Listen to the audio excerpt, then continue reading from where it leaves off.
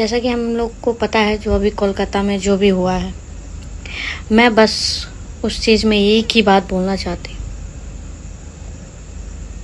कि इसका कोई मतलब नहीं है, इस वर्ड का। बेटी पढ़ाओ बेटी बचाओ, बेटी पढ़ाओ बेटी बचाओ, कोई भी मतलब नहीं है।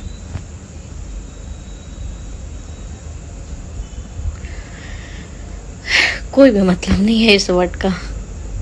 ये एक बेकार वर्ड है और मुझे तो इस वर्ड से नफरत हो गया, बहुत अधिक।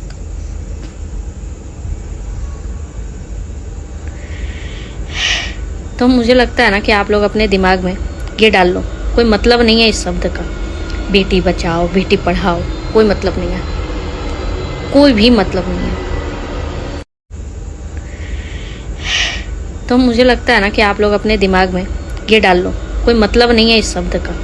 बेटी बचाओ बेटी पढ़ाओ, कोई मतलब नहीं है, कोई भी मतलब नहीं है।